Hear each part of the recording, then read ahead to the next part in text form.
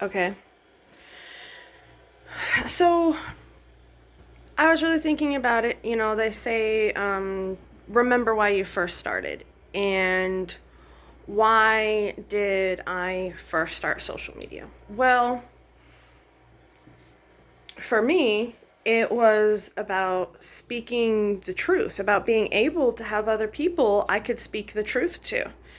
Anyone else I told about the abuse, it was always just keep your mouth shut. Oh, don't tell people. Oh, that's not really happening. Oh, you must be exaggerating. Oh, you're just too sensitive. Like, it was just an entire community of people trying to say that I should just sit down, shut up, and accept it, basically.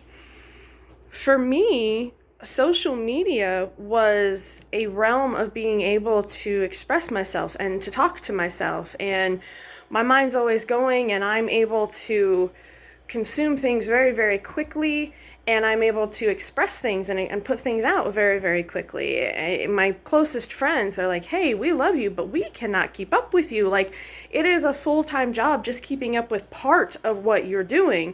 And social media was a way for me to get it all out there. My blogs, my books, and when it switched over to a video format, that hit a lot of childhood triggers of my father getting in my face, every beating, get in the face, can't blink, gotta look at him, that's what the military treats you.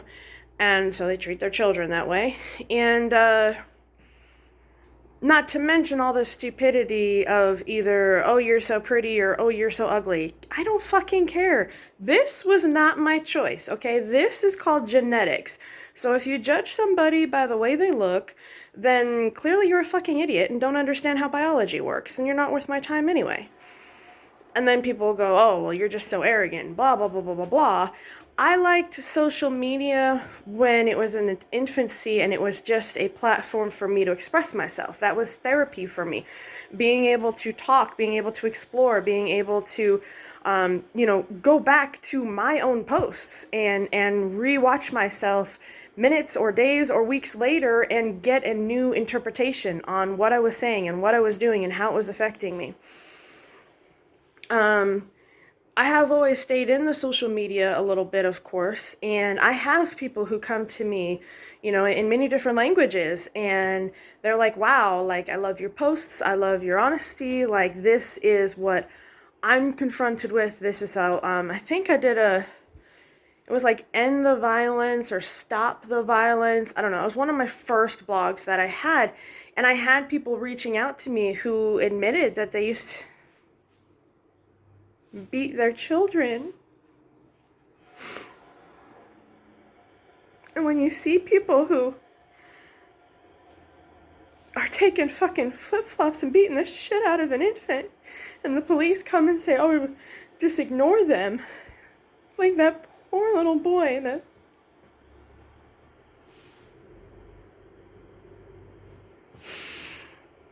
or just walking through the neighborhood and literally full-grown woman face punching a fucking infant in a car seat. Like, what's wrong with you fucking idiots? There is real stupidity out there. It's not evil. Evil's made up. Religion is made up. That's outdated. Don't say something's good or bad. It's just immaturity. It's people who are emotionally immature, and those are the people who get most mad at me because I refuse to be like you little pieces of shit. I refuse to hurt other people because I won't grow, which is why I'm continuously seeking self-growth. I am continuously seeking self-expression. I am continuously moving forward. So yes, what I do with social media is very self-focused, but it's not self-worship. If anything, it is self-dissection. That's what it is. I want to have other viewpoints. Some of them are more valid than others, obviously, but it is a whole thing of I'm going to be the healthiest I can be. That's emotionally, that's physically, that's financially, so that I can be an example of what is healthy for the next generation. Because when you grow up, and you see nothing but screaming and yelling and violence and oppression and hate and sabotage and gaslighting, when you see nothing but that and all the people around you, I want to be a living example that doesn't mean that has to be you. That was them. They chose not to grow up. They chose to keep themselves in situations where they were oppressed. They chose to keep themselves in situations where they were insecure or where they were frustrated. They chose not to grow. But you can choose to grow. And I'm not here for all the insecure bullies out there to attack or whatever. I'm here for those children who have to stay silent, for those teenagers who have to stay silent, for those people, adults who are afraid of literally getting stoned or stabbed or, acid in our faces just because we are not going to tolerate society's control anymore. For me, social media was a way to seek social justice. It was a way to seek self-improvement. So while, yeah, there's plenty of people out there who are self-aggrandizing and self-worshipping or whatever, and yeah, I mean, I like to wear jewelry. I like to wear makeup from time to time. Yeah, I'm missing my teeth. Fuck you. Yeah, I wear hair extensions because I have, no hair. It's the only way I can really pull my hair back without it falling out of a hair clip because it's so thin. And I don't view any of that as fake or self-worship. To me, it's all about your emotional maturity. To me, it's all about what is the standard you hold yourself to. And I hold myself to a very high standard, an extremely high standard. And social media has been a way for me to see the moment, explore the moment, express the lesson, get it out there. Sometimes I will go through my stuff for myself, especially in the beginning. And as it goes there, just like with yesterday, somebody who told me, he was like, something you posted 11 years ago helped me today.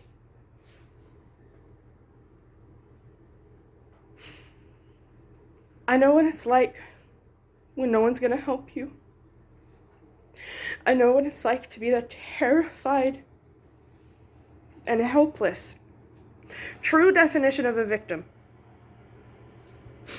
And I know exactly what it's like to watch people notice and then walk away and just leave you and hope you survive the night. I don't want to be that person that just walks away.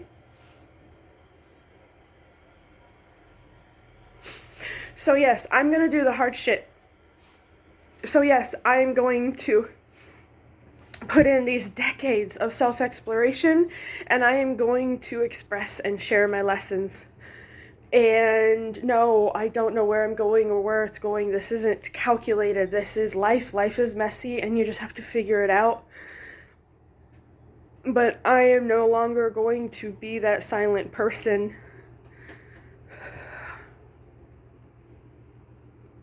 I wasn't the problem.